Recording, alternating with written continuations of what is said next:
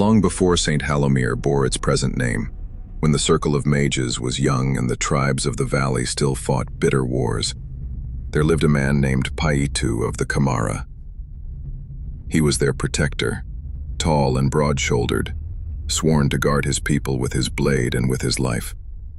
Around his neck hung the medallion of the feeder, a bronze disc etched with an open hand offering grain, a sacred sign among his kin. It was said that as long as Paetu wore it, the tribe would never starve, but such oaths are tested in cruel ways. The Camara warred with the Pantheca, a cunning tribe who laid snares not only for flesh but for the spirit. When they could not break the Camara in battle, they cut them off from the forests, the rivers, and the plains. The Camara were driven high into the cliffs where no food grew. At first the people endured, breaking roots from the earth, gnawing bark, hunting birds that strayed too near. Paetu gave his portion always to the youngest and the weakest. "Better I go hungry," he said, "than a child lose their strength." But as the moons passed, the bellies of the Camara shrank, and their bones pressed sharp against their skin. Mothers rocked their children to sleep though no milk came. Warriors set their spears aside, too weak to lift them.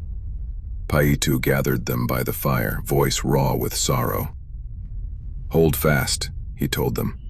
"I am your protector. If I must bleed, I will bleed. If I must starve, I will starve.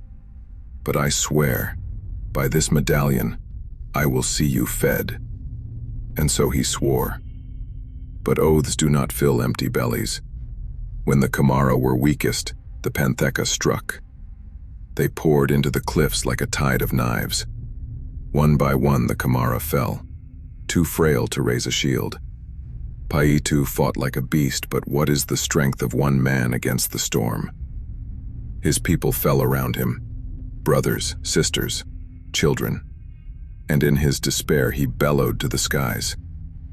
One warrior, desperate to save him, seized Paetu by the shoulders and hurled him from the cliff's edge.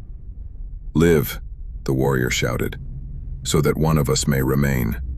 Paetu tumbled, broken and bleeding, until the rocks below embraced him.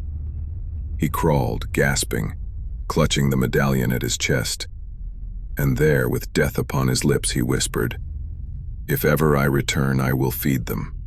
I will eat and eat and eat, and through me, they shall never hunger again."